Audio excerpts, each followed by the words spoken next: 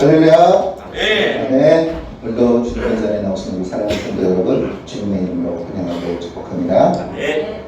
요즘 코로나로 인해서 코로나 걸리시는 일이 많은 것 같습니다. 환영들을 위해서 많이 기도해 주시기 바랍니다. 우리를 지금까지 인도하시고 또 우리를 이곳에 있게 하시는 우리의 소망 되신 예수님을 이 시간에 함께 찬양하도록 하겠습니다.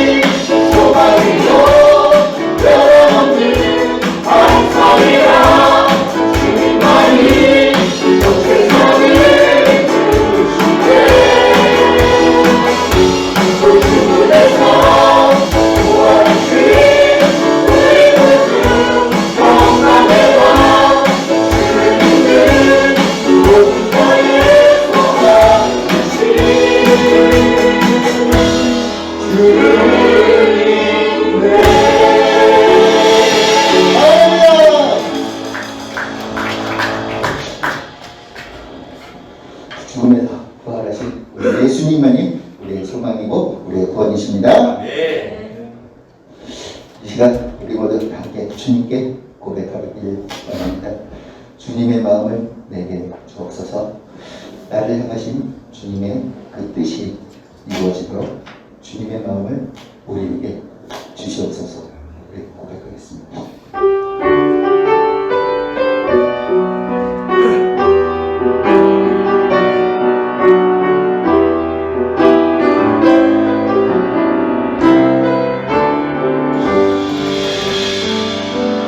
보소서 주님 나의 마음을 사랑과 다 없습니다. 그 나의 모든 것 주께 드립니다. 사랑으로 나를 주시고 날 새롭게 다시 한번 오소서 주님 나의 마음을 사랑과 다 없습니다. 그 나의 모든 것 주께 드립니다. 사랑으로 나를 주시고 날 새롭게 하소서. 주님만 내게 주소서. 내 아버지 주님만 내게 주소서. 나를 향하신 주님의 뜻이 이루어지도록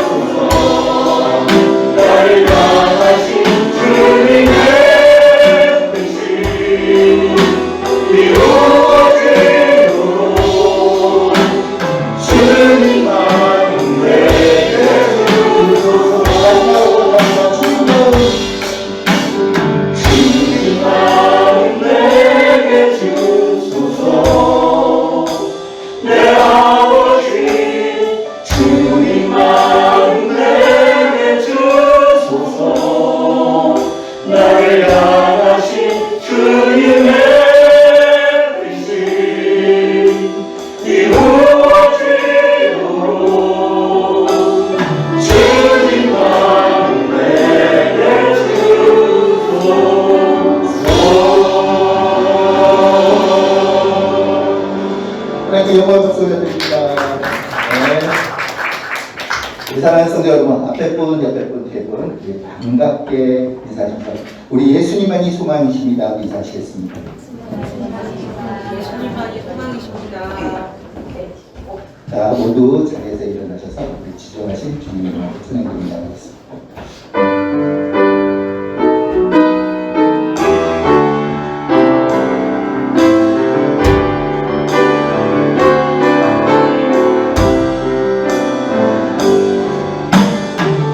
지존하신 주님 이름 앞에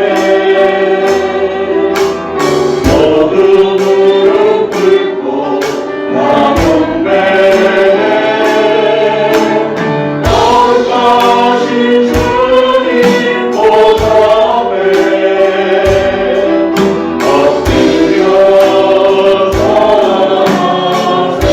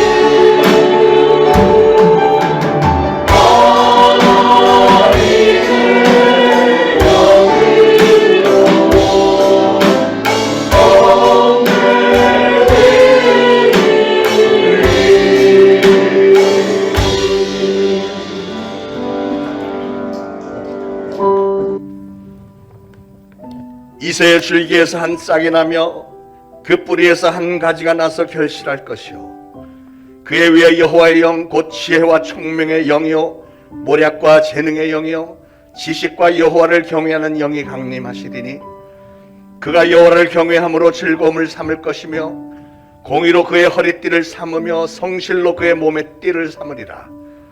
그때 이리가 어린 양과 함께 살며 표범이 어린 염소와 함께 누우며 송아지와 어린 사자와 살찐 짐승이 함께 있어 어린아이에게 끌리며 젖 먹는 아이가 독사의 구멍에서 장난하며 젖된 어린아이가 독사의 굴에 손을 넣을 것이라. 내 거룩한 산 모든 곳에서 해됨도 없고 상함도 없을 것이니 이는 물이 바다를 덮음같이 여호와를 아는 지식이 세상에 충만할 것임이니라. 그날에 이새의 뿌리에서 한 싹이 나서 만민의 기치로 설 것이요 열방이 그에게로 돌아오리니 그가 거한 곳이 영화로우리라. 아멘. 이 시간 우리 각자 하나님 앞에 참회의 기도 올리겠습니다. 기도합니다. 하나님 아버지 은혜를 참으로 감사를 드립니다. 오늘도 거룩한 주를 저희에게 허락하셨으며 저희들 오늘도 하나님의 존전에 나와 하나님을 찬양하며 예배 올려드릴 수 있는 기회를 또다시 주셔서 감사합니다. 우리에게 주시는 이 한순간 한순간의 기회들을 우리는 잘 붙잡아서 구원의 확신을 얻으며 천국 소망이 있으며 우리에게 상급이 있으며 우리 하나님께서 우리 예수님께서 재림하시는 그날에 우리를 반갑게 끌어안아 주시고 잘했다 착하고 충성된 종아 정말 잘했구나 칭찬을 듣는 그런 성도들이 다 되기를 원합니다. 예배를 통해서 그의 윤리와 규례와 법들을 배우며 우리가 하나님의 말씀에 순종하게 하옵소서. 이 시간은 참회의 시간. 불초정 역시도 하나님의 거룩하심 앞에 고개 조아리며 참회합니다. 하나님, 저는 정말 하나님의 말씀대로 잘 살기를 원합니다. 하나님의 뜻에 온전히 순종하는 종이 되기를 원합니다. 그럼에도 불구하고 한 주간 또 지내놓고 이 거룩한 하나님의 임재 앞에 고개를 조아린 저는 영락없는 죄인임을 고백을 합니다. 마음은 원이르되 육신이 온전하지 못하였음을 고백을 합니다. 아버지 하나님, 저희들의 죄를 용서하여 주시고 예수 그리스도의 보혈로 모든 죄를 다 덮어주시며 그러기에 우리에게 예수 그리스도가 있다는 이유 그것 하나만으로도 우리 하나님 우리에게 죄 없다 칭하시며 우리의 예배를 기쁘게 음양하여 주옵소서. 오늘도 그 믿음으로 나와 고개 조아린 사랑하는 성도들 품어주시고 은혜의 시간 축복된 시간으로 삼아 주옵소서. 예수 그리스도의 이름으로 간절히 기도합니다. 아멘. 다 같이 사도신경으로 신앙 고백 드리겠습니다.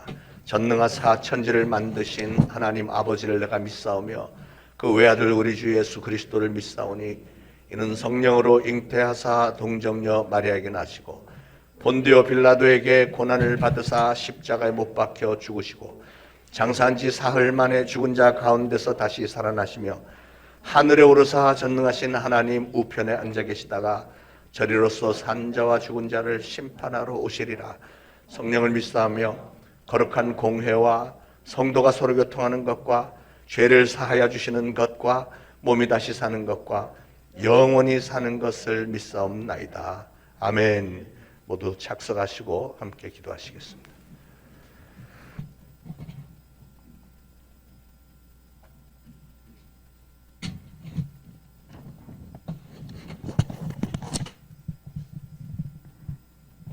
생명의 말씀을 밝혀주신 하나님, 성서주일의 아침의 성경을 손에 들게 해주신 하나님께 찬미의 예배를 드리게 하시옵소서.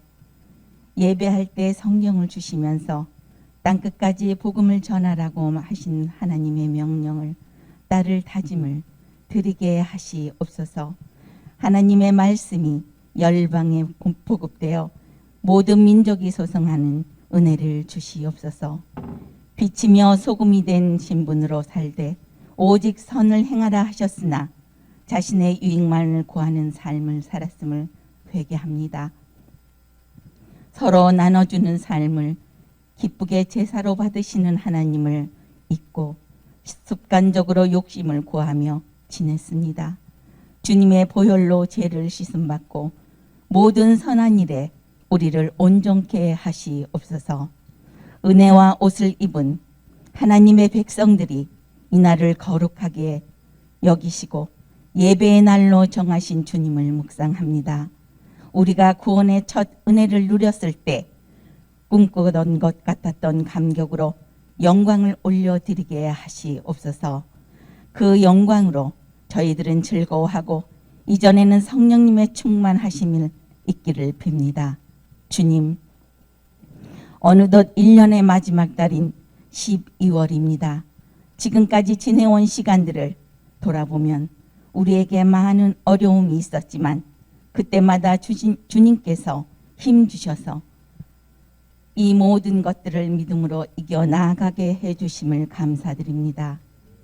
교대신앙교회가 여러 가지 환경 속에서도 감사의 예배를 이어가게 하시고 교회만의 주님이 사랑이 넘치게 하시니 이 모든 것이 주님의 은혜임을 고백합니다. 하나님 아버지, 목사님께서 대언하시는 말씀 속에서 삼위 하나님의 거룩하심과 전능하심이 선포되게 하시옵소서. 저희들은 또다시 생명의 삶으로 이끄시려고 말씀을 주시니 감사드립니다. 또한 교육부서와 전도사님과 수고하시는 선생님들과 보이지 않는 곳에서 봉사하시는 모든 분들에게도 기쁨이 넘치게 하옵소서. 언제나 우리를 굳세게 하시며 도와주시고 붙드시는 하나님께 감사드리며 예수 그리스도의 이름으로 기도드립니다. 아멘.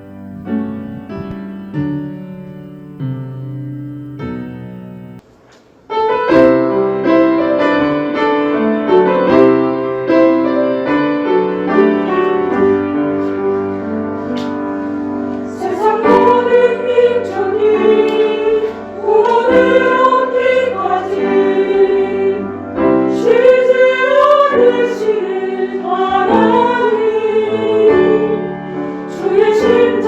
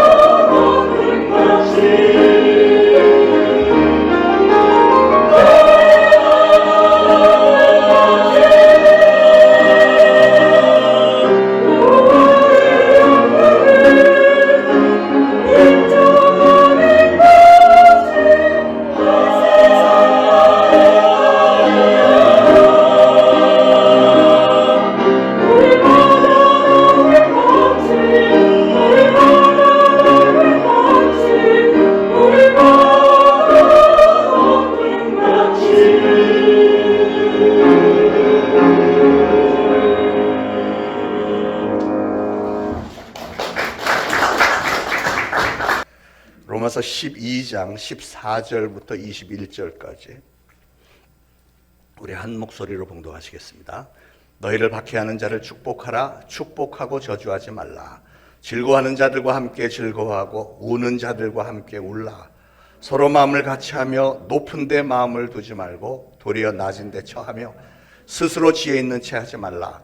아무에게도 악을 악으로 갚지 말고 모든 사람 앞에서 선한 일을 도모하라. 할 수 있거든 너희로서는 모든 사람과 더불어 화목하라. 내 사랑하는 자들아, 너희가 친히 원수를 갚지 말고 하나님의 진노하심에 맡기라. 기록되었으되 원수 갚는 것이 내게 있으니 내가 갚으리라고 주께서 말씀하시니라.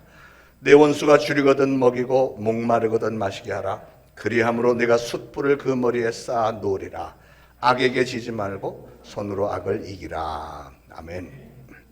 자, 오늘 대강절 둘째 주일에 다시 오실 예수님을 맞이할 준비를 하면서 주님이 다시 오시면 성도된 우리들이 어떻게 살고 있는 걸 보고 싶어 하실까 하는 걸 생각을 해봤습니다. 저와 여러분은 거룩하신 하나님을 따르는 성도들입니다. 성도라는 말은 하나님의 거룩함을 추구하는 사람들이라는 뜻입니다. 하나님의 거룩하신 뜻 가운데 살려고 애쓰는 사람들이 바로 성도들입니다. 참으로 영광스러운 호칭이라 하지 않을 수 없죠. 근데 많은 성도들이 교회를 다니면서도 정작 우리는 거룩하신 하나님을 따르는 성도들답게 대인관계는 어떻게 해야 되고 어떤 상황을 만났을 때 어떻게 처신하는 것이 성도로서 올바른 길인지를 잘 모르는 것 같아서 오늘 말씀을 준비했습니다. 우리 주님이 다시 오실 날 얼마 남지 않을 때 좀 귀담아 들어주시기 바랍니다.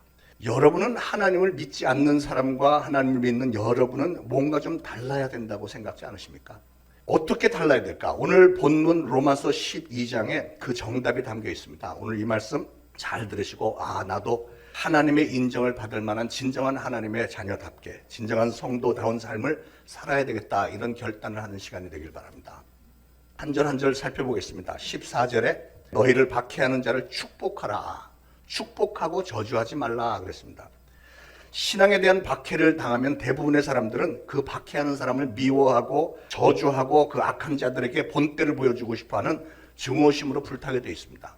그거는 눈에는 눈으로 이에는 이로 갚으려고 하는 본능이죠. 인간의 육신의 본능이죠. 상대방이 나에게 악하게 굴면 나도 동급 이상의 악으로 갚아주려고 하는 마음인데 언뜻 생각하면 그것이 공정한 일처럼 보이고 의로운 일처럼 보이지만 오늘 말씀에 자세히 보니까 그것은 악을 악으로 갚는 일이 된다는 거예요. 오늘날 사람들의 마음은 악에 대해서 너무 미워하는 마음이 가득 차 있죠. 악에 대해서 너무 미워하는 마음이 마치 홍수처럼 막 넘쳐 흐르는 시대가 된 것 같습니다. 조금이라도 불의한 일을 보면 참지를 못하고 막 들고 일어서고 이런 분위기가 전부 됐잖아요. 문제는 대부분 사람들이 악에 대해서 나도 동일한 악으로 갚아주겠어, 이런 마음이다가 보니까 모든 사람들이 자기도 모르게 이 의협심이라고 하는 명분으로 이 안에 악한 보복심으로 들끓게 되고요. 그래서 이 세상은 점점 더 평화가 없어지고 보복과 싸움과 전쟁이 점점 치열해지는 것 같습니다. 여러분, 지은이라는 4살 된 여자아이가 할아버지, 할머니, 엄마, 아빠, 오빠 이렇게 모든 가족들과 주변 사람들의 특별한 사랑을 받으면서 잘 자라고 있었습니다. 그런데 어느 날 아빠가 오빠에게 새 자전거를 하나 사줬습니다. 오빠는 자전거 뒤에 지은이를 태워주곤 했는데 지은이는 오빠 뒤에 자전거 타는 게 그렇게 재밌고 아주 즐거웠어요. 행복했습니다. 그런데 하루는 아파트 문 앞에 세워둔 자전거를 누가 훔쳐가 버린 거예요. 이 어린 지은이는 마음이 너무나도 슬펐습니다. 잠자리에 들기 전에 이 지은이가 하나님 앞에 손을 모으고 기도하기를, 하나님, 저에게 할아버지, 할머니, 아빠, 엄마, 오빠 참 좋은 분들 주셔서 감사해요, 뭐 이렇게 기도하고 이 세상의 모든 사람들을 축복해 주세요, 자전거 도둑놈은 빼고요, 이렇게 기도했대요. 그런데 여러분, 이 어린 지은이의 반응이 바로 자기에게 해를 입힌 사람들의 죄에 대한 일반인들의 본능적인 반응이죠. 그렇죠. 그러나 성경은 하나님의 자녀가 된 우리에게 그건 일반인들이 사는 방식이고 너희는 그렇게 살지 말래요. 미운 사람을 향한 저주하는 마음을 누르고 그냥 축복만 하려는 거죠. 축복만. 신앙에 대해서 박해하는 사람들까지도 축복을 하려는 겁니다. 그래서 예수님은 십자가 위에서 자기를 십자가에 못 박는 사람들을 위해서 기도하기를, 아버지, 저들의 죄를 용서하여 주옵소서, 저들이 지금 무슨 일을 하는지 알지 못하나이다 하고 간절히 기도를 했잖아요. 예수님이. 첫 순교자 스테반도 비슷한 얘기했습니다. 자기를 막 돌팔매질을 해대는 그 사람들을 위해서 이 죄를 그들에게 돌리지 말아달라고 간절히 기도하면서 그러고 기도하는 중에 눈을 들어서 하늘을 보니까 하늘 위에 하나님의 보좌 옆에 예수님이 벌떡 일어나서 막 안쓰러운 모습으로 이 스테반을 내려다보고 있는 모습을 보면서 이 스테반은 천사처럼 미소를 지으면서 하나님의 품에 들어갔다는 거잖아요. 그때 스테반이 천사의 얼굴에 대어서 기도하던 장면을 목도하고 있었던 이 폭도들의 두목이 누굽니까? 바로 사울이었잖아요. 사울. 훗날에 사도 바울이 된 그 사람. 그래서 성어시들이 말하기를 교회는 그 스테반의 기도로 인해서 사도 바울을 얻었다. 이렇게까지 얘기했던 겁니다. 사랑하는 여러분, 우리 인간들은요, 다른 사람을 미워하는 마음을 품으면 이 마음속에 분노가 막 일어나기 때문에 많은 정신적, 영적인 에너지를 소비하게 되고 마음속에서 평안과 안정을 뺏기게 되고 더 기가 막힌 사실은 여러분의 마음이 상태가 그렇게 되면 성경에 나타나는 더러운 귀신들이 그 안으로 들어가서 자리 잡기 시작하는 거예요. 그래서 더러운 귀신들이 자리 잡고 내 마음은 엉망진창이 되는 겁니다. 결국은 자기 자신의 인생이 점점 더 불행해지게 돼 있어요. 그래서 오늘 17절에도 아무에게도 악을 악으로 갚지 말고 모든 사람 앞에서 선한 일을 도모하라 이렇게 말씀했습니다. 그런데 문제는 이런 말씀이 악을 악으로 갚지 말고 모든 사람 앞에서 선한 일을 도모하라 이렇게 이런 말씀을 가지고 설교를 하면 사람들에게 먹혀 들어가지를 않습니다. 사람들이 목사님 아니 저 사람이 나에게 이렇게 악하게 구는데 왜 맨날 내가 이해하는 입장이 돼야 되고 왜 나만 늘 손해봐야 돼요? 이러잖아요. 대부분의 마음이 다 그렇잖아요. 그러나 하나님은 누누이 말씀하십니다. 내게 은혜를 받은 너희는 좀 달라야 되지 않겠니? 너희는 좀 세상 사람들하고 달라야 되잖아. 내가 너에게 은혜를 베풀고 너희를 나의 자녀로 삼은 이유가 어디 있는 줄 아니? 너희를 핍박하는 자들에 대해서도 저주 같은 거 하지 말고 오히려 축복만 하라고 그 역할 좀 해달라고 너희를 자녀로 부른 거야. 그래야 세상이 좀 달라지지 않겠니? 지금 그 말씀 하시는 거예요, 여러분. 베드로전서 3장 9절에도 악을 악으로 욕을 욕으로 갚지 말고 도리어 복을 빌라.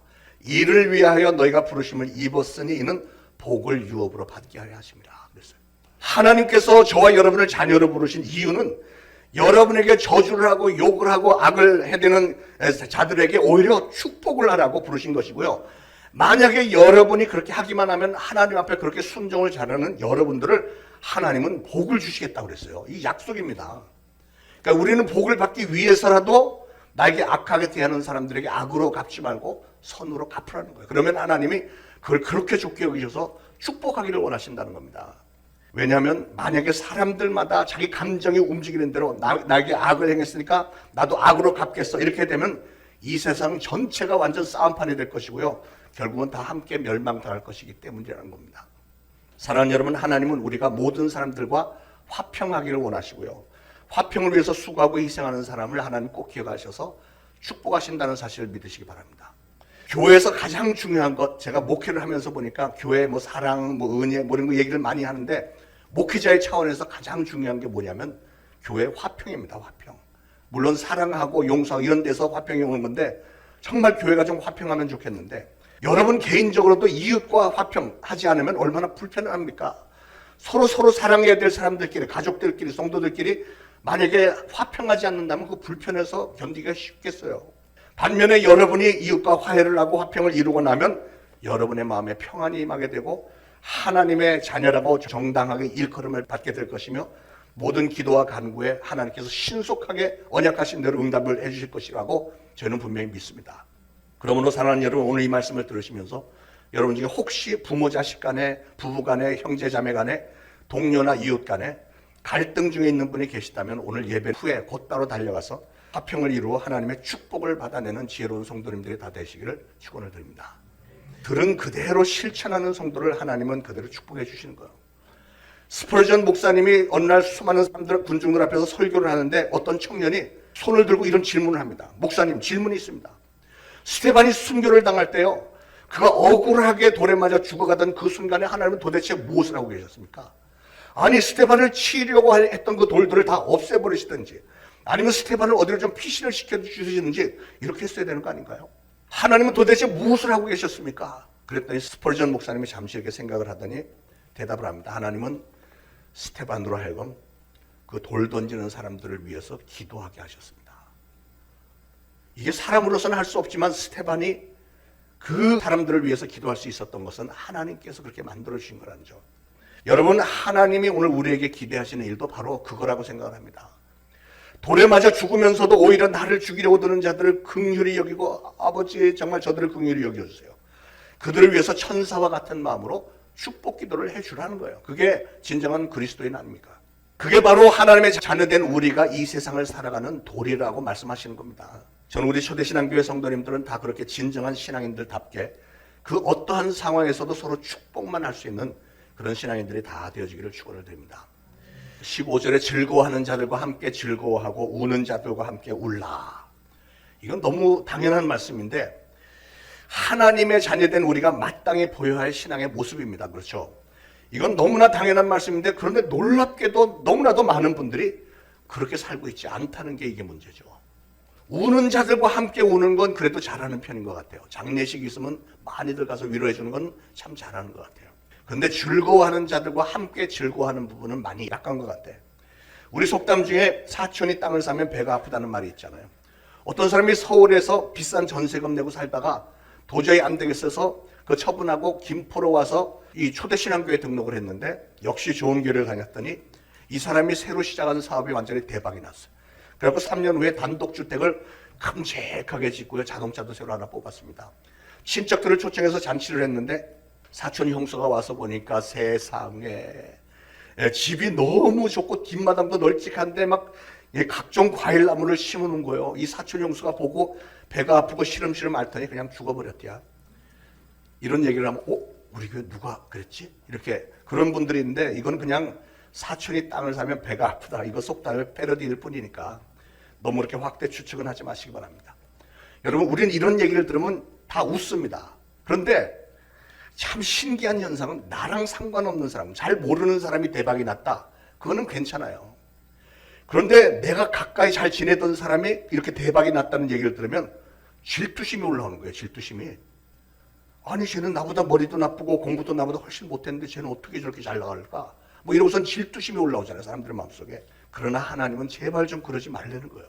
즐거워하는 일과 진심으로 함께 같이 즐거워하라는 거예요. 이게 성도된 우리의 자세라는 겁니다. 왜냐하면 하나님은 그런 심령들을 축복하시기 때문에 그래요. 사랑하는 여러분, 우리는 예수 그리스도를 머리로 모시고 예수 그리스도의 몸을 구성하는 지체들이라는 사실 여러분이 수백 번 들으셨겠죠. 우리는 신앙의 공동체, 뭐 뉴스에서 경제 공동체, 무슨 정치 공동체 이렇게 나오는데 우리는 신앙의 공동체, 즉 예수 그리스도를 머리로 한 몸입니다. 몸. 여러분이 바로 나 자신이라고 말해요. 그러므로 예수 그리스도의 몸의 지체가 된 우리는 당연히 서로서로를 사랑하고 축복만 해야죠.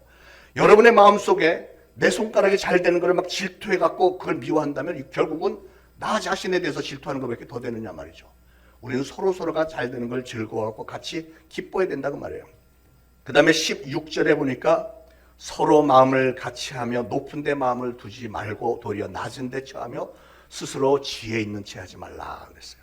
첫째로 서로 마음을 같이 하라 그랬는데 서로 마음을 같이 하라는 것은 성도들 간에 내 생각만 옳다고 주장하지 말고 상대방의 생각을 충분히 들어서 이해하려고 노력을 하고 웬만하면 내 생각이 더 옳다고 생각이 들어도 상대방의 의견이 그렇게 과히 나쁘지 않으면 저렇게 해도 과히 나쁘지 않겠다는 생각만 있으면 기꺼이 내 생각을 접고 상대방의 생각과 맞춰주라는 거예요.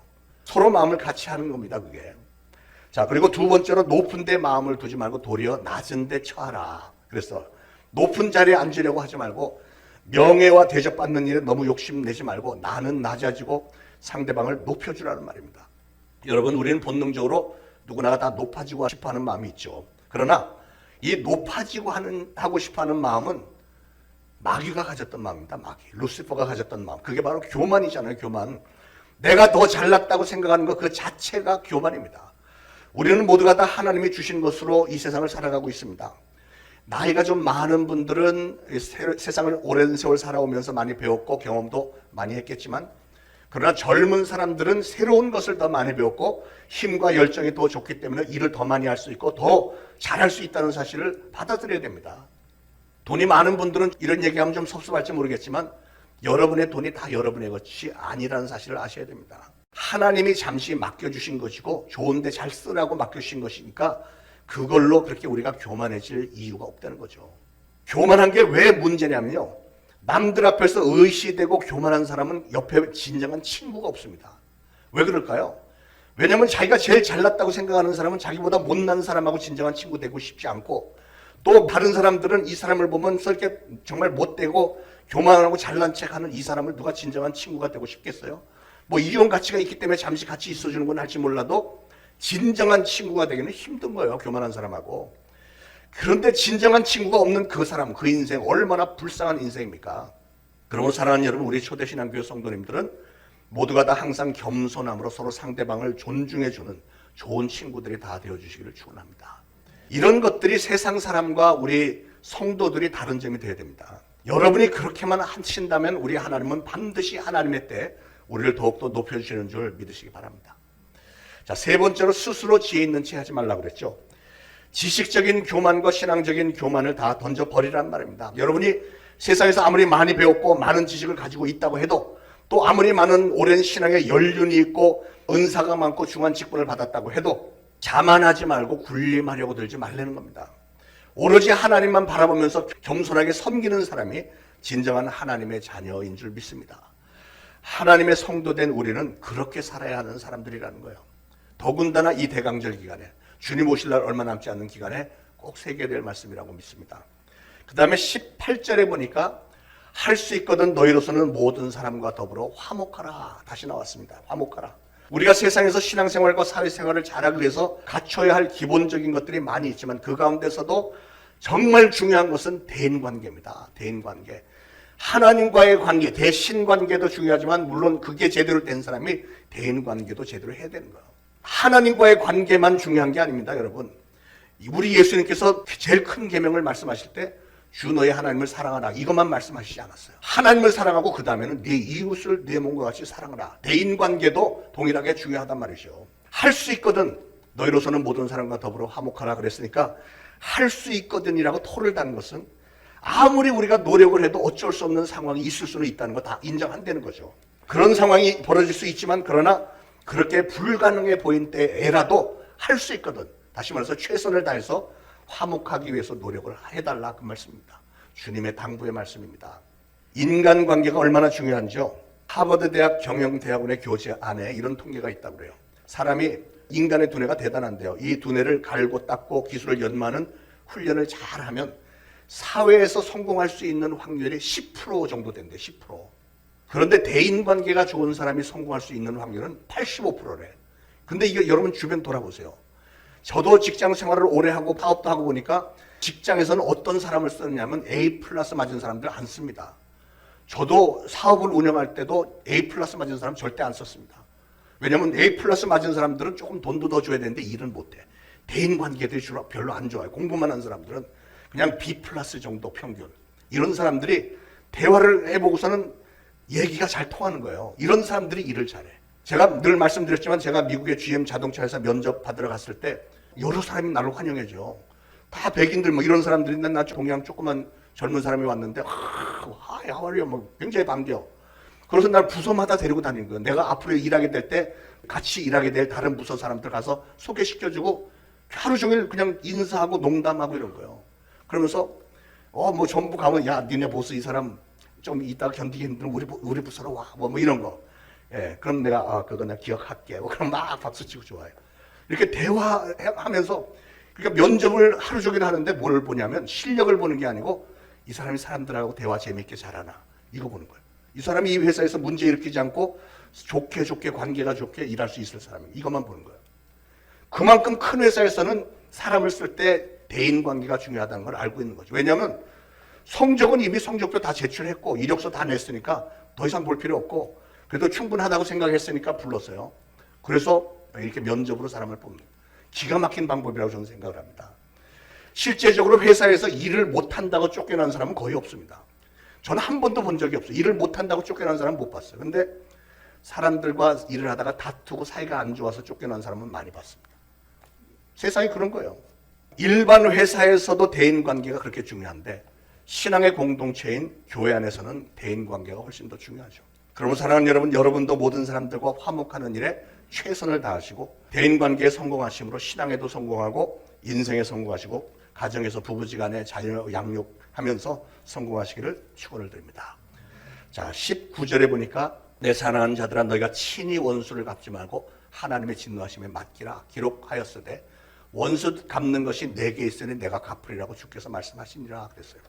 원수를 친히 갚지 말고 하나님의 진노하심에 맡기라 그랬는데 그 이유가 뭘까요?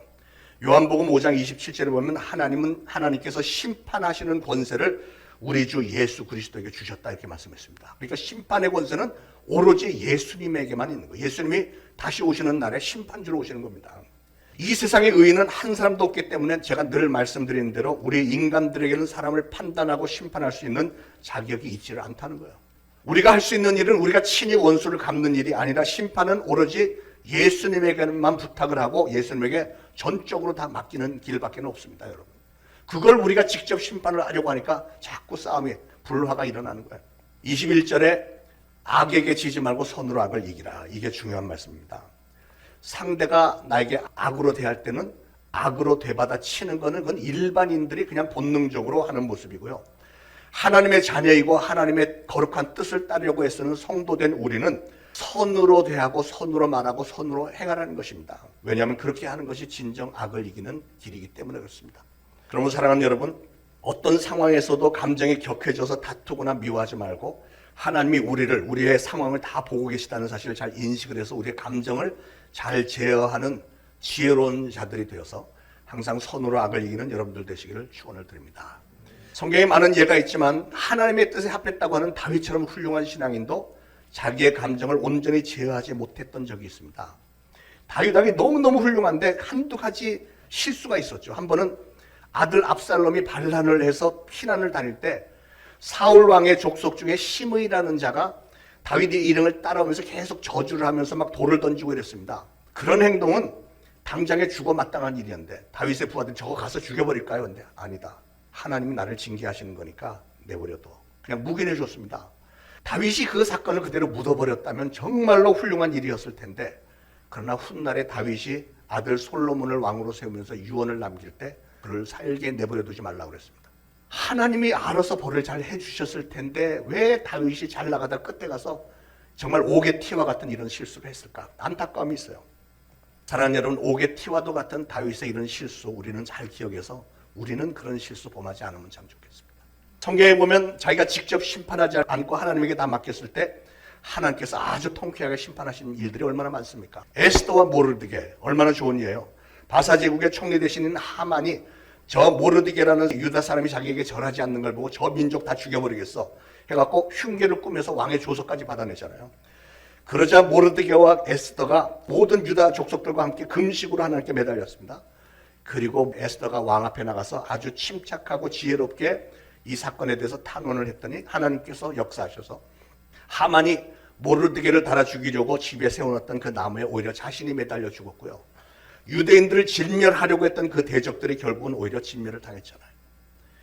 신약시대도 마찬가지입니다. 헤롯 왕이 교회를 핍박하면서 베드로를 감옥에 가뒀더니 교회 성도들이 직접 항의하고 들고 이런 거 하지 않고 모여서 베드로를 위해서 간절히 기도했더니 하나님이 그 기도에 응답하셨어요. 천사를 보내서 천사가 감옥에 가서 쇠사슬 철컹철컹 다 풀고 다 끄집어내서 감옥 밖으로 내보내줬습니다. 베드로가 탈옥했다는 사실을 안 이 헤롯 왕이 파수꾼들 전부 잡아 죽이라고 명령을 하고 막 이랬습니다. 난리를 쳤습니다. 그러나 여러분, 헤롯 왕이 이렇게 회개하지 않고 오히려 발악을 하면서 자기 영광을 높이려고 들었더니 어떤 일이 벌어지죠? 성경에 보니까 사도행전 12장에 보면 주의 사자가 친히 벌레에게 먹혀서 죽어버렸대요. 아니 무슨 왕이 벌레가 와서 왕을 갉아먹습니까? 죽입니까? 벌레, 이게 있을 수 있는 일이에요. 얼마나 그냥 처참하게 초라하게 죽은 거예요. 왕이 벌레에게 먹혔대요. 하나님에게 심판을 맡겼더니 하나님께서 알아서 다 이렇게 해주시는 거예요. 선으로 악을 이기라. 사랑하는 여러분, 우리가 감정적으로 처리하는 일들은 우리에게 절대로 유익이 되지 못합니다. 부부간에, 형제간에, 성도들 간에 감정이 대립이 되면 점점 더 많은 오해와 다툼을 불러일으키고 심하면 원수처럼 되는 거예요. 인간의 모든 역사들이 다 마찬가지입니다. 그러므로 하나님의 자녀가 된 우리는 가족이든 이웃이든 일터에서 모든 처에서 그 누구든지 나에게 설령 어떤 해를 끼칠 때라도 감정으로 맞부딪히지 말고 반드시 선으로 악을 이기시기 바랍니다. 그게 하나님의 뜻이에요. 하나님은 그렇게 선으로 악을 이기는 사람들에게 복을 주시고 형통하게 하시고 머리가 되게 하시고 높이 들어주시는 것을 믿으시기 바랍니다. 여러분, 이걸 바꿔서 말하면 만약에 여러분 한번 스스로 돌아봐서 여러분의 삶이 요즘에 와서 자꾸 꼬이고 막히고 풀리지 않고 좋지 않은 일들이 막 끊임없이 벌어지고 있다면 여러분은 잠시 멈춰서서 생각을 해봐야 됩니다. 오늘 말씀에 근거해서 선으로 악을 이기라고 하셨는데 혹시 내가 누가 나에게 악으로 대한 걸 내가 악으로 갚았기 때문에 이런 일이 벌어지는 건 아닌지 점검을 좀 해보셔야 돼요. 하나님의 자녀가 된 우리는 어떤 상황 가운데서도 다만 기도와 간구로 하나님에게 맡겨야 됩니다. 그런 건 하나님이 해주시겠다고 했잖아요. 그렇게만 하면 그 결과는 하나님께서 심판하심으로 그 악한 상대가 결국은 무릎을 꿇게 만들어 줄 것입니다. 여러분, 분노는 아까 말씀대로 인간을 병들게 만듭니다. 여러분의 분노에 오랜 시간 쌓여 있으면 귀신들, 악한 영들이 들어와서 여러분을 점령을 해버립니다. 숨겨진 분노는 인간의 뼈를 마르게 한다 그랬잖아요. 남을 미워하는 것은 괴로운 일입니다. 여러분이 누군가를 미워하면 내 미움을 받는 당사자는 아무것도 모르기 때문에 그냥 편안하게 룰룰랄라 하면서 그냥 살아갑니다. 그런 걸 보는 여러분은 속이 더 뒤집어지겠죠. 누구를 미워하는 마음이 자리에 잡고 있으면 악한 영들은 그 미운 사람을 여러분의 잠자리에도 데리고 와서 자꾸 나오게 하고 괴롭히고 여러분 식탁에도 와서 밥맛 떨어지게 만들고, 그러므로 억눌린 미움과 분노는 치명적인 정신질환의 원인이 되기도 합니다. 그래서 예수님이 우리에게 원수에게 복수하지 말고 원수를 용서하고 사랑하라 이렇게 말씀하신 이유는 원수를 위해서 그런 게 아니고 바로 내가 그렇게 될까 봐, 그런 지경이 되지 않도록 그냥 용서해 줘버리고 사랑해 줘버리고 그러면 되잖아. 마음만 그렇게 작정하면 되는 건데 70번씩 7번이라도 용서하라고 했잖아요. 그만큼 용서해주고 그냥 잊어버리는 게, 미움을 다 털어버리는 게 중요하다는 거예요. 분을 해가 지도록 품지 말라고 했습니다. 그만큼 분은 그걸 품고 밤에 자면 악한 영들에게 밤새 시달리게 되는 거예요. 왜냐하면 분노는 여러분의 육신의 건강뿐만 아니라 화목한 인간관계도 다 파괴해버리는 시한폭탄 같은 것이기 때문에 그렇습니다. 언제 터질지 모르는 거예요. 여러분, 세상과 구별되게 살아가라고 하나님 저와 여러분을 하나님의 뜻을 따르는 성도로 선택하고 불러주셨습니다. 오늘 하나님의 자녀라면 마땅히 순종해야 하는 구별된 삶의 원리들, 저를 통해서 권면을 받으셨으니 이제 이후로는 이 삶의 원리들 잘 기억하셔서 여러분 자신의 심령을 늘 개혁하시고 하나님의 뜻에 잘 순종하시고 저 세상 사람들의 본능과는 좀 다른 진정한 성도들의 삶이 여러분에게서 풍성하게 넘쳐나기를 저는 소원합니다. 여러분의 가족 중에 안무개가 이 말씀을 오늘 들었어야 되는데 그게 아니고요. 바로 여러분 한 분 한 분에게 주신 말씀이에요. 이제 이후로는 우리는 아무도 심판할 자격이 없는 사람이라는 사실을 잘 알아서 원수 갚는 것은 오로지 공의로우신 우리 예수님에게 다 맡기시고요. 우리는 오로지 사랑의 마음으로 선을 베풀고 화목하게 힘쓰는 사람들이 되어주시기를 부탁을 드립니다. 오늘 설교 제목 교인들은 어떻게 살아야 할까 하는 질문에 대한 성경적인 답변이었습니다. 하나님의 자녀가 된 성도들은 그렇게 사는 사람들입니다. 기도하시죠. 하나님, 오늘 말씀 저희가 순종하기 원합니다. 하나님께서 기대하시는 신앙인들이 되기를 결단합니다. 하나님의 자녀가 된 우리는 아직 하나님을 알지 못하는 사람들과는 어딘가 다른 성별된 삶을 살아야 되겠는데 오늘 말씀을 듣고 보니 그동안 세상 사람들과 별 다를 바 없이 살아왔음을 깨달으며 하나님의 용서를 간구합니다. 이제부터는 혈기를 죽이고 나를 핍박하는 이들을 오히려 축복하고 그들의 이웃의 즐거움에 동참하며 슬픈 일에 같이 울어주는 이웃이 되겠습니다. 항상 겸손하여 모든 사람들과 더불어 화목할 것을 다짐합니다. 어떤 일에도 이제 이후로는 친히 원수를 갚지 않고 선으로 악을 이기는 성도가 되겠습니다. 이 신앙의 결단 자리에 향할 수 있도록 성령 도와주시고 저의 변한 모습을 인하여 하나님께서 영광 거두어 주옵소서. 예수 그리스도 이름으로 간절히 기도합니다. 아멘. 자, 준비하신 예물 바치시면서 찬송가 463장 1절 2절 부르겠습니다.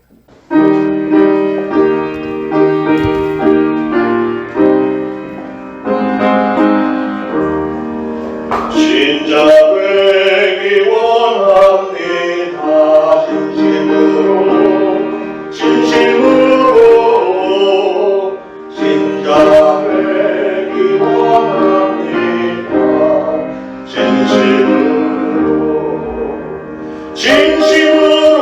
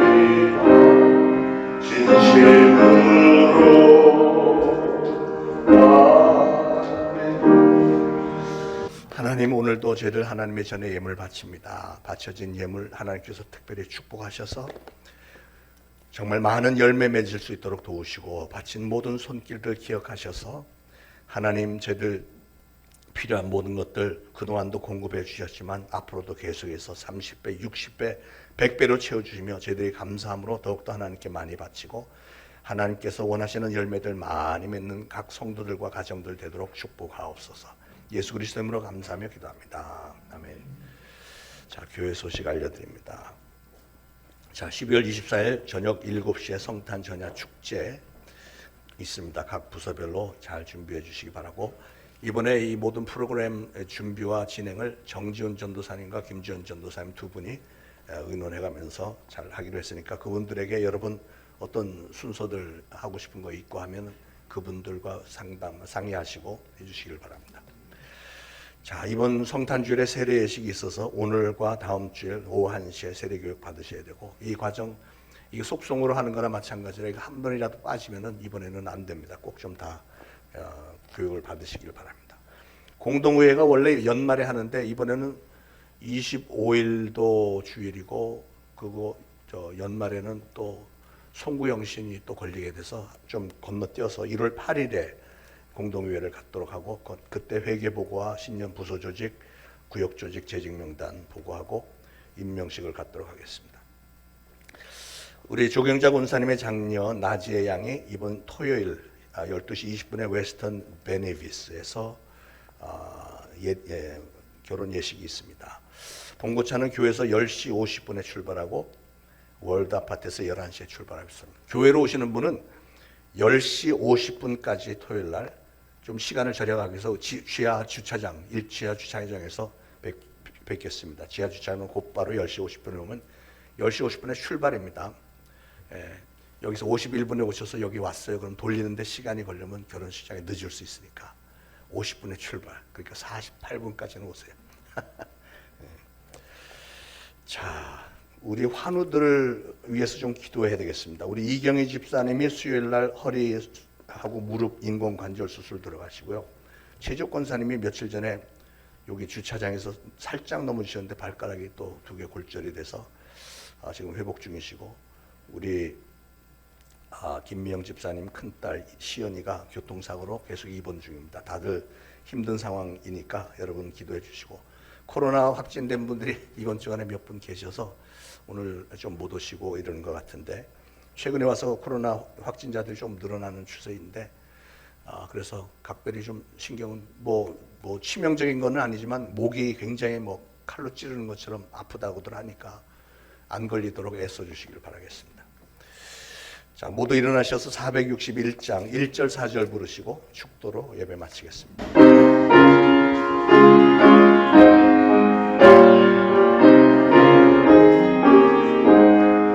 십자가를 지을 수 있나 주가 물어보실 때 죽기까지 따르노니 성도 대답하여라.